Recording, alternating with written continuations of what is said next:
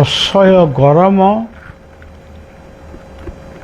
ସୂର୍ଯ୍ୟଙ୍କର ପ୍ରଖର କିରଣର ଯନ୍ତ୍ରଣାରୁ ରକ୍ଷା ପାଇବା ପାଇଁ ଗତକାଲି ମୁଁ ନିବେଦନ କରିଥିଲି ସମସ୍ତେ ନିଜ ନିଜ ଘରେ ଗୋଟେ ଯେକୌଣସି ପାତ୍ରରେ, ବେଶୀ ବଡ଼ ପାତ୍ର ନୁହେଁ, ଛୋଟ ପାତ୍ରରେ ଜଳ ଶିବଙ୍କୁ ସମର୍ପଣ କରିବ। ଯେଉଁ ଜଳଟିକୁ ସମର୍ପଣ କରିବ ସେ ଜଳ ଆଦୌ ଅଳିଆ ଆବର୍ଜନା ଜଳ ହେଇନଥିବ। ଯେଉଁ ଜଳଟି ମାନେ ଯେତେ ଭଲ ଥିଲେ ବି ତାକୁ ମଧ୍ୟ ସିଦ୍ଧ କରି ଗରମ କରି ତାକୁ ଥଣ୍ଡା କରି ତା ଭିତରେ ଚନ୍ଦନ, ଅଗୁର ଇତ୍ୟାଦି ଇତ୍ୟାଦି ଯଦି ଦେଲ ଆହୁରି ଭଲ, ଏବଂ ତାକୁ ଢାଳିବନି, ତାକୁ ଶିବଙ୍କୁ ସମର୍ପଣ କରିବ। ଶିବ କହିଲେ ସୂର୍ଯ୍ୟ। ସୂର୍ଯ୍ୟ ଶିବ ଯେତେବେଳେ ହୁଅନ୍ତି ସେତେବେଳେ ସୃଷ୍ଟି ସେତେବେଳେ ପ୍ରଳୟ ହୁଏ। ସୂର୍ଯ୍ୟ ଯେତେବେଳେ ଉଦୟ ହୁଅନ୍ତି ସେତେବେଳେ ଏଇ ସୂର୍ଯ୍ୟଙ୍କର ନାମ ବ୍ରହ୍ମା ନାମରେ ନାମିତ ହୁଏ। ଯେତେବେଳେ ସୂର୍ଯ୍ୟ ଅଛନ୍ତି ପରିଚାଳନା କରୁଛନ୍ତି ସେତିକି ବେଳେ ସେ ହେଉଛନ୍ତି ବିଷ୍ଣୁ। ତେଣୁ ଆମେ ଯେଉଁ ମେଘ ବା ବର୍ଷା ପାଉଛୁ, ଝରଣା ବା ନଦୀ ଇତ୍ୟାଦି ଇତ୍ୟାଦି ପାଉଛୁ, ତାହା କେବଳ ସୂର୍ଯ୍ୟଙ୍କ ପାଇଁ ଏହା ସମ୍ଭବ ହେଉଛି। ସୂର୍ଯ୍ୟଙ୍କ ଭଳି ପବନ ମଧ୍ୟ ତାର ସ୍ୱତନ୍ତ୍ର ସ୍ଥାନ ଅଧିକାର କରିଛନ୍ତି। ତେଣୁ ଏମାନଙ୍କୁ ଆମେ ଜଳ ଦ୍ୱାରା କେବଳ ସମର୍ପଣ କରି ଯେଉଁ ଜଳକୁ ନିଜେ ପାନ କରିପାରିବ,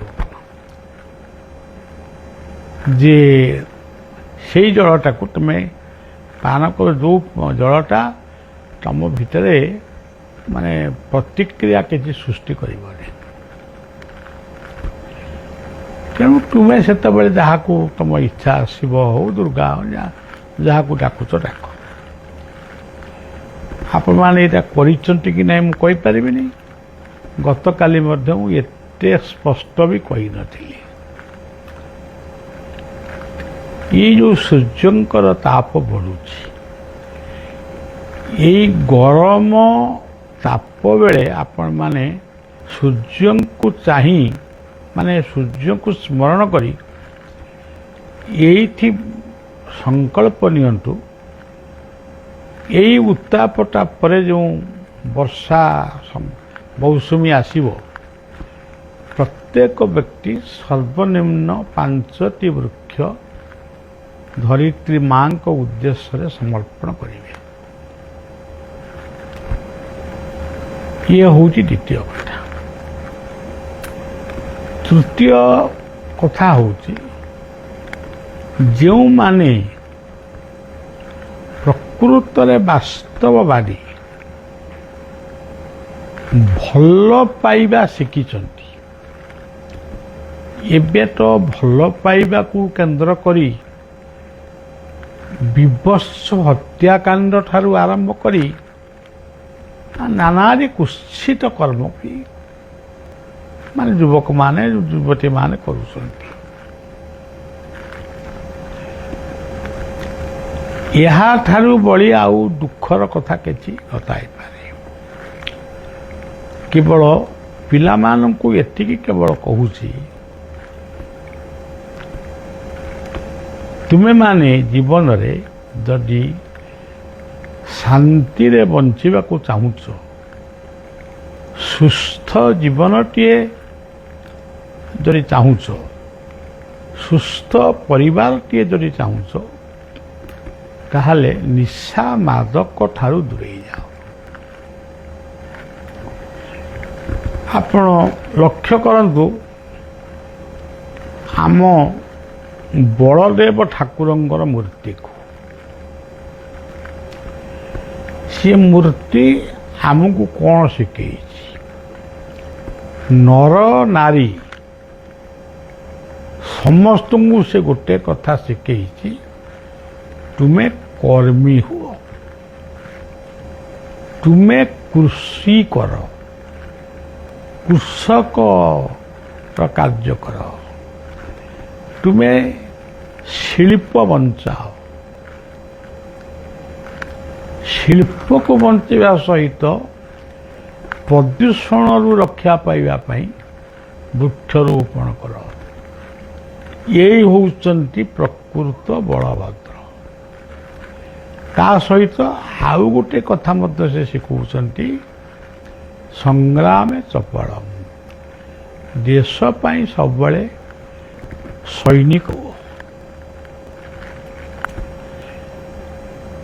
ତାଙ୍କ ପାଖରେ ଆପଣ ଯାହାଙ୍କୁ ଦେଖୁଛନ୍ତି, ସେ ହେଉଛନ୍ତି ଜଣେ ଭଦ୍ର ସଦାଚାରିଣୀ ଏବଂ ମାତୃ ସ୍ୱରୂପା, ଭଗ୍ନୀ ସ୍ୱରୂପା ଜଣେ ମାଙ୍କୁ ଦେଖୁଛ। ସିଏ ଆପଣମାନଙ୍କୁ ଆମମାନଙ୍କୁ କ'ଣ ଶିଖଉଛନ୍ତି? ମାତୃ ଜାତିକୁ ସମ୍ମାନ ଦିଅ, ମାତୃତ୍ୱକୁ ରକ୍ଷା କର।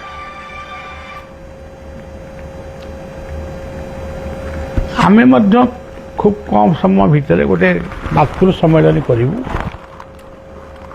ଇଏ ହେଉଛି ସୁଭଦ୍ରାଙ୍କ ଦର୍ଶନ। ତାଙ୍କ ପାଖରେ ଯିଏ ଅଛନ୍ତି, ଆମେ ଯାହାଙ୍କୁ ସବୁଠାରୁ ବେଶୀ ଭଲ ପାଉ, ତାଙ୍କ ନାଁକୁ ସ୍ମରଣ କରୁ, ସିଏ ଶବ୍ଦ ସବୁବେଳେ ସୂର୍ଯ୍ୟ, ଚନ୍ଦ୍ର, ମେଘ ଇଏ ସବୁକୁ ଆମକୁ ସେ ଇଙ୍ଗିତ କରୁଛନ୍ତି। ତମେ ବଞ୍ଚିଛ, ବଞ୍ଚିଥିଲ, ବଞ୍ଚିବ ଏଇପାଇଁ। ଆଉ ଯଦି ତମେ ବଞ୍ଚିବ, କ'ଣ ପାଇଁ ବଞ୍ଚିବ? ତମେ ଭାବୁଥିବ ଜଗନ୍ନାଥ ଗୋଟେ 56 ପଉଟି ଭୋଗ ଖାଆନ୍ତି, ଏମିତି ସବୁ ଯେଉଁ ଗାଁ ଗହଳିରେ ସବୁ ଅନେକ ପଣ୍ଡିତମାନେ ବି କହନ୍ତି, ସେ କଥାରେ ବଳିଆ କିଛି ବିଶ୍ୱାସ କରେନି। ଜଗନ୍ନାଥ କିଛି ଖାଆନ୍ତିନି। ଜଗନ୍ନାଥ ଭଗବାନ ଭକ୍ତର ଶ୍ରଦ୍ଧାକୁ ହିଁ ଗ୍ରହଣ କରନ୍ତି। ତାହେଲେ ସେ ଖାଆନ୍ତି କ'ଣ? ସେ ଜଗନ୍ନାଥ ନାମ କାହିଁ ନେଇଛନ୍ତି? ଯିଏ ଖାଇବାକୁ ପାଉନି, ସେଇ ଅନାଥ ପଶୁ ହଉ, ପକ୍ଷୀ ହଉ, ମଣିଷ ହଉ, ତାକୁ ଯଦି ଆମେ କିଛି ଖାଇବାକୁ ଦେବା, ସେ ଗୋମାତା ହୁଅନ୍ତୁ ବା ସାନ ଶୃଗାଳ ଇତ୍ୟାଦି ହୁଅନ୍ତୁ, ତାହେଲେ ଜଗନ୍ନାଥ ସେଇ ପୂଜାକୁ ସେଇଆକୁ ହିଁ କୁହନ୍ତି ପ୍ରକୃତ ଜଗନ୍ନାଥଙ୍କର ପୂଜା। ତାଙ୍କ ପାଖରେ ଯିଏ ବହିଛନ୍ତି ସୁଦର୍ଶନ, ସିଏ କ'ଣ ଆମକୁ ଶିକ୍ଷା ଦେଉଛନ୍ତି? ଗୁରୁ ଦର୍ଶନ କର, ପିତୃ ମାତୃ ଦର୍ଶନ କର, ସାଧୁ ଦର୍ଶନ କର, ଶାସ୍ତ୍ର ଦର୍ଶନ କର, ତୀର୍ଥ ଦର୍ଶନ କର ଏବଂ ନିଜ ହୃଦୟରେ, ନିଜ ଭିତରେ ନିଜକୁ ଦର୍ଶନ କର ବା ଆତ୍ମଦର୍ଶନ କର। ଏବଂ ସେ ସୁଦର୍ଶନଙ୍କର ଆକୃତି ସେ ଆମକୁ ସୂଚାଉଛନ୍ତି ପ୍ରୋଟେକ୍ସନ୍, ନିଜକୁ ନିଜେ ରକ୍ଷା କରିବାର କବଚ ସୃଷ୍ଟି କର। ଖାଲି ଆଧ୍ୟାତ୍ମିକ ଭଜନ କୀର୍ତ୍ତନ କଲେ ହେବ। ଆଧ୍ୟାତ୍ମିକ ଭଜନ କୀର୍ତ୍ତନ ସହିତ ଅନ୍ୟକୁ ସାହାଯ୍ୟ କଲା ଭଳି, ଦୁଷ୍ଟ ଦରିଦ୍ର ଅବହେଳିତ ମଣିଷକୁ ସାହାଯ୍ୟ କଲା ଭଳି କିଛି ମାନେ ଅସ୍ତ୍ର ଧରି କାହାକୁ ଖେଞ୍ଚିବ, କାହାକୁ ମାରିବ, ସେଗୁଡ଼ାକ ନୁହେଁ। ମୋଟ କଥା ତୁମେ ସୁନ୍ଦର ମଣିଷଟିଏ ହୁଅ। ଏଇ ହେଉଛି ଆମର ତତ୍ତ୍ୱ। ବହୁତ କାର୍ଯ୍ୟ ଆମ ସମାଜ ପାଇଁ ରହିଛି। ଏଇ ପରିବାର ତୀର୍ଥ ଶିଶୁ ଅନନ୍ତଙ୍କ ଆଶ୍ରମରେ ବହୁ ସଂସ୍କାରମୂଳକ କାର୍ଯ୍ୟ ଆମେ କରିଛୁ, ଛୋଟ ହଉ ବଡ଼ ହଉ ଯାହା ହଉ। ପୁଣି ଆଗକୁ ମଧ୍ୟ 3-4ଟି କଥା ଭାବିଛୁ, ସେଇଟା ମଧ୍ୟ ଆମେ କରିବୁ।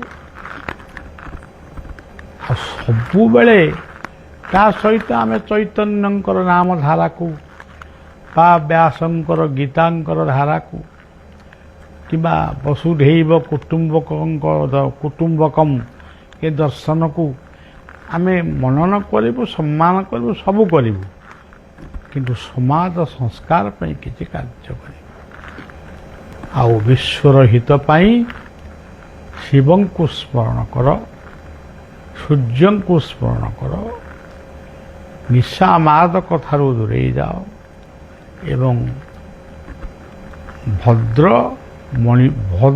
ମଣିଷଟିଏ ହୁଅ। ଏତିକି ମୋର ନିବେଦନ। ଏତିକି କହି କଥା ରଖୁଛି।